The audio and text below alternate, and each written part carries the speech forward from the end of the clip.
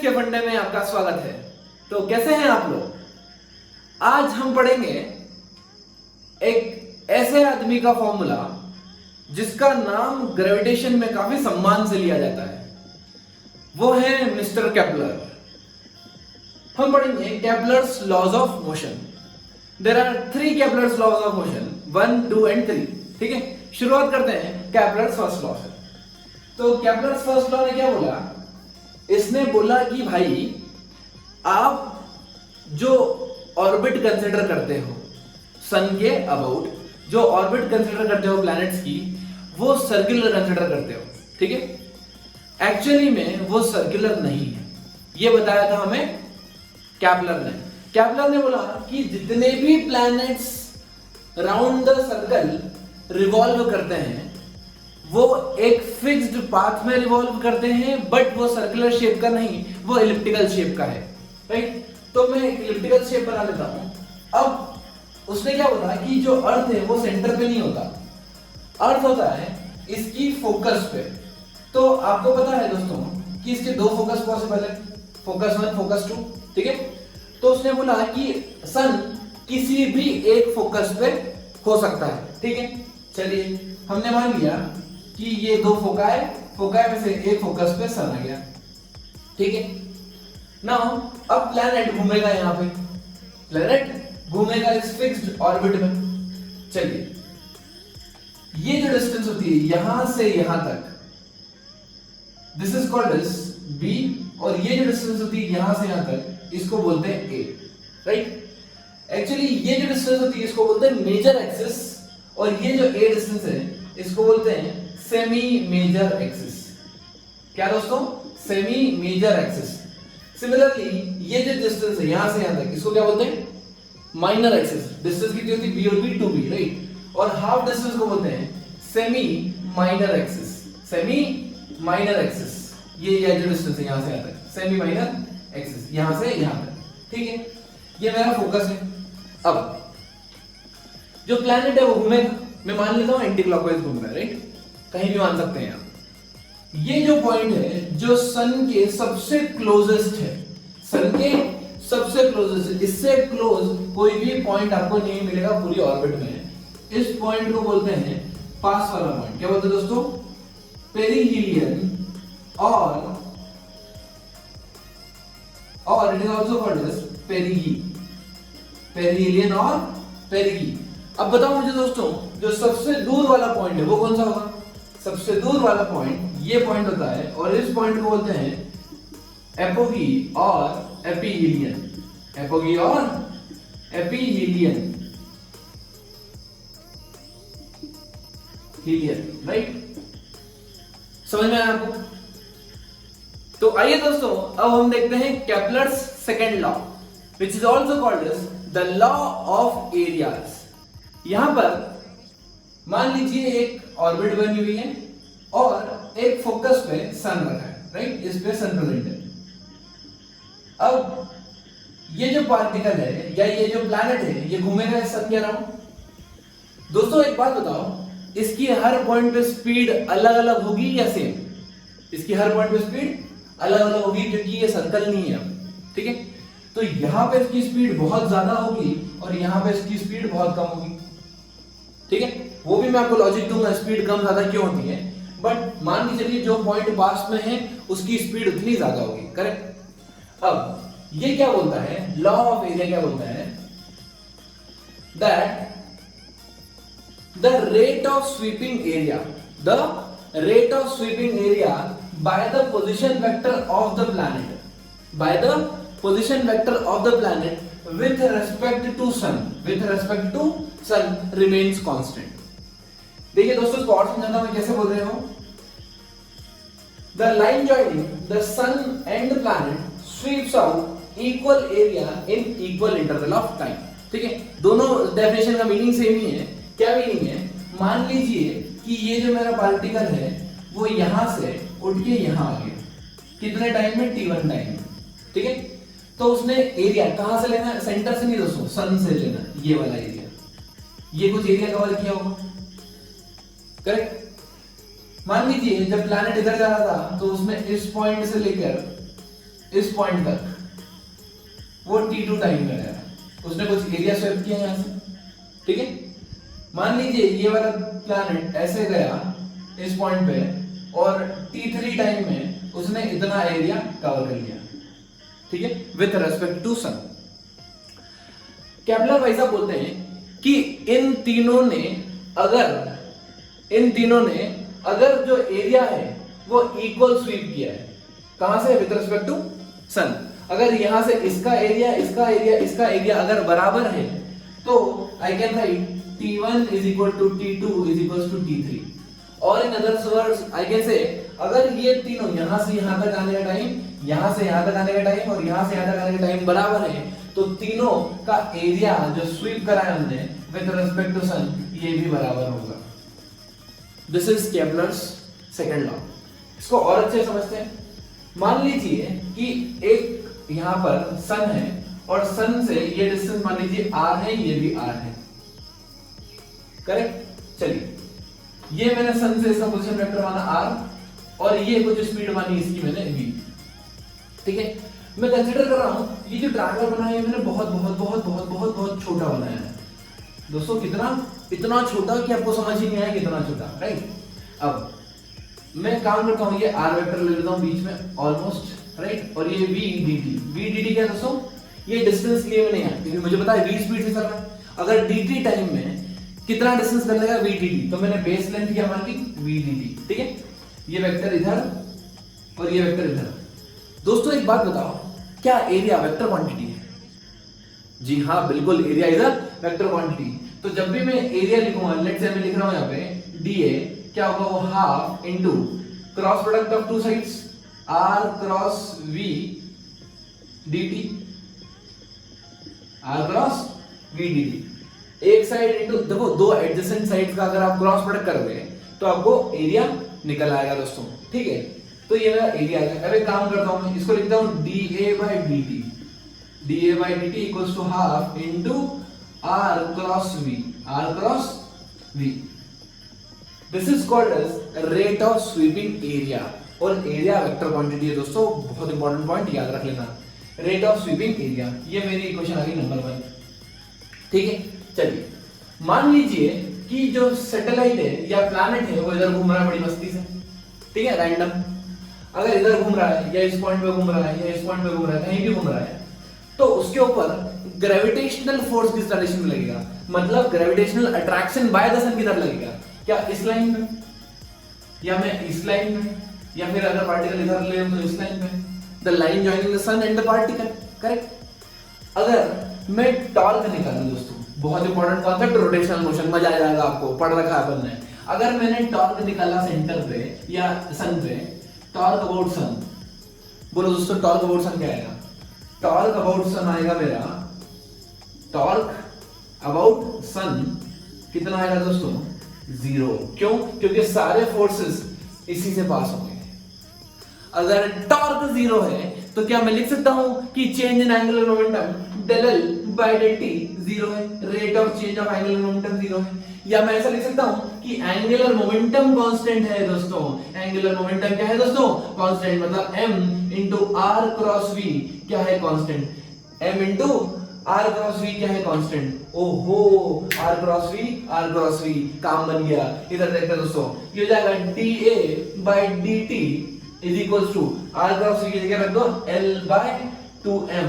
ओ, यहां पर आ चुका है हमारा कि एंगुलर मोमेंटम तो कांस्टेंट है ही, मास बचपन से कांस्टेंट है, 2 तो उससे पहले से कांस्टेंट है। इसका मतलब रेट ऑफ स्वीपिंग एरिया दोस्तों, रेट ऑफ स्वीपिंग एरिया क्या आ गया? कांस्टेंट। मतलब it will always sweep equal area in equal interval of time if we are taking the position vector with respect to center, not with respect to sun, center of the ellipse. We are taking with respect to center of the sun. ठीक है दोस्तों, चलिए now we will discuss Kepler's third law, law of periods. Square of time period of revolution of a planet in its orbit around the sun is directly proportional to the cube of the sun major axis of the elliptical path around the sun. क्या बोलते हैं वो कि किसी भी planet का जो time period होता है उसका स्क्वायर, टाइम का स्क्वायर किसके प्रोपोर्शनल होता है? उस प्लैनेट की सेमी मेजर एक्सिस, वो जो इलिप्टिकल पाथ बनाएगा उस प्लैनेट की जो इलिप्टिकल पाथ होगी उसकी सेमी मेजर एक्सिस का क्यूब के प्रोपोर्शनल होता है।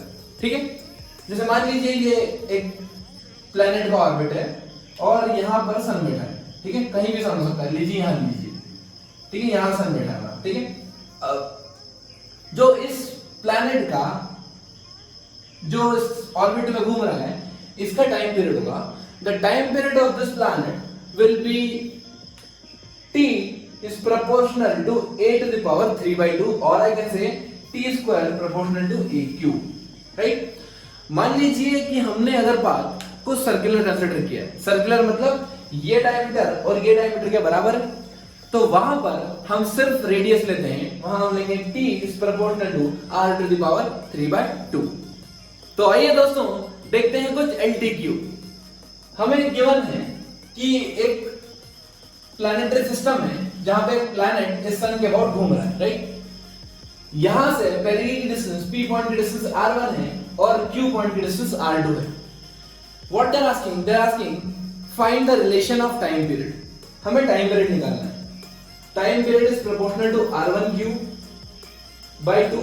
और t proportional to r2 to the power 3/2, t proportional to r1 plus r2 to the power 3/2 और t is proportional to r2 minus r1 to the power 3/2। दोस्तों कौन सा option होना चाहिए आपके हिसाब से, ए, बी, सी या डी? देखो शुरू करते हैं।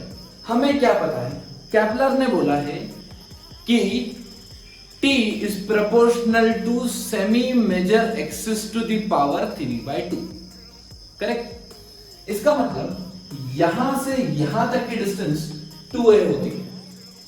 तो क्या मैं ऐसे लिख दूं दोस्तों, 2a is equal to r1 plus r2, 2a is equal to r1 plus r2। तो a की वैल्यू आ गई दोस्तों, कितनी आ गई a की वैल्यू? a की वैल्यू आ गई मेरी r1 plus r2/2। तो यहां पर टाइम पीरियड का रिलेशन क्या जाएगा, t is proportional to r1 plus r2/2 to the power 3/2, right? Now अब ये भी हमारा कांस्टेंट है। कौन कांस्टेंट है दोस्तों? 2 कांस्टेंट है, तो इसको हटाते हो, हमारा ऑप्शन आ गया ऑप्शन नंबर सी। क्लियर?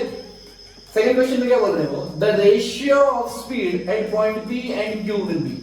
इस पॉइंट पे और इस पॉइंट पे स्पीड का रेशियो क्या होगा? दोस्तों ध्यान से सोच के बताओ। मैंने बताया था आपको कि इस पॉइंट पे स्पीड ज्यादा होती है कम, पॉइंट पे स्पीड ज्यादा होती है और इस पॉइंट पे स्पीड सबसे कम होती है। चलो मान लीजिए कि ये एंटी क्लॉकवाइज घूम रहा है। कैसा घूम रहा है? ऐसे ऐसे घूम रहा है। तो इसकी स्पीड इस पॉइंट पे इस डायरेक्शन में होगी, मान लेता हूं v1।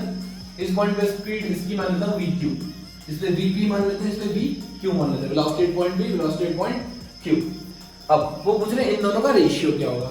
आओ दोस्तों, हमें एक चीज पता है कि जो एंगुलर मोमेंटम होता है वो कंजर्व होता है, और I can say that torque about this point is always zero. अगर मैं इसका टॉर्क निकालूं तो फोर्स यहीं से पास हो रहा है, और इसका टॉर्क निकालूं तो भी फोर्स यहीं से पास हो रहा है। अगर फोर्स इसी पॉइंट से पास हो रहा है तो टॉर्क दोनों क्या होगा? जीरो। तो अगर टॉर्क जीरो है तो एंगुलर मोमेंटम कंजर्व है। So I can write angular momentum at point P should be equals to angular momentum at point Q, right? Angular momentum कितना होता है दोस्तों? एंगुलर मोमेंटम होता है m into r cross v, right? r, अब देखिए ये r वेक्टर है, ये v वेक्टर है, क्या दोनों के बीच में एंगल 90 डिग्री? बिल्कुल। ये देखिए यहाँ पे ये r वेक्टर है, ये v वेक्टर है, दोनों के बीच में एंगल कितना है? 90 degree. So I can write easily r1 v1 equals to r2 cross v2, mm get cancelled, we will write r1 v1 sin 90 should be equals to r2 v2 sin 90, दोनों तरफ sin 90 sin 90 बराबर होगा, right? Now मुझे पूछ क्या रहे हो, velocity, ये p कर देते हैं इसको, पॉइंट ये हमारा पॉइंट p हो गया, ये पॉइंट p हो गया, और ये सेकंड पॉइंट q मान लीजिए, right? Now they are asking the ratio of velocity or speed at point P and Q। मतलब वो पूछ रहे हैं Vp by Vq, ये हो जाएगा Rq by Rp। दोस्तों Rq क्या है? Rq मतलब यहां से सेंटर से पॉइंट Q का डिस्टेंस, सेंटर से पॉइंट Q का डिस्टेंस कितना है? R2, और इसका डिस्टेंस सन के सेंटर से कितना है? सन के सेंटर से डिस्टेंस R1। तो मेरा आंसर आ गया R2 by R1 Vp by Vq। अब दोस्तों एक चीज ध्यान से देखो, R1 बड़ा है या R2? R2 बड़ा है। अगर R2 बड़ा है मतलब ये ओवरऑल क्वांटिटी बड़ी है, इसका मतलब ये वाली ओवरऑल क्वांटिटी भी बड़ी होगी। तो यहाँ पर Vp इज ग्रेटर देन आ गया वी क्यू। और मैंने आपको बताया था जब पॉइंट पास में होता है तो उसकी स्पीड काफी बढ़ जाती है। क्लियर? आइए दोस्तों, अब हम देखते हैं केपलर्स सेकंड लॉ पे बेस्ड प्रॉब्लम। यहां पर हमें एक प्लैनेटरी सिस्टम दिया है और बोला है कि यहां पे एक फोकाई पे सन है, right? If the total time period is 16 hours and e क्या होती है दोस्तों? इसेंट्रिसिटी होती है। ये मैथमेटिकल टर्म है, आपको शायद पता होगी। Eccentricity is pi by 4, then find the time taken by planet to move from A to B. A to B, यहां से यहां तक मुझे मूव करना है, तो पूछ रहे हैं कितना टाइम लगेगा। अगर टोटल टाइम 16 आवर्स है तो ठीक है, मतलब यहां से स्टार्ट होती जब वो घूम के पूरा वापस यहां आ गया तो टोटल टाइम कितना लगा दोस्तों उसको? 16 आवर्स। अब अगर आप कॉमन सेंस के बिना सोच के बताओगे और मैं पूछूंगा यहां से यहां तक कितना टाइम लगा, क्या दोस्तों ये 1/4 होगा? 1/4 होगा? नहीं होगा, बिल्कुल भी नहीं होगा दोस्तों। हम हमेशा एरिया सेंटर से नहीं लेते हैं, हम लेते हैं एरिया सन से। यही सिखाना है मेरे को आपको, ठीक है? हम लेते हैं एरिया सन से, मतलब वो पूछ रहे हैं ये वाला एरिया देखो दोस्तों, ये एरिया कितने टाइम में स्वीप कर जाएगा वो, जब टोटल एरिया 16 आवर्स में करना है। क्या दोस्तों ये एरिया 1/4 है या 1/4 से ज्यादा? 1/4 से ज्यादा। इसका मतलब टाइम क्या 4 आवर्स लगेगा या 4 से ज्यादा?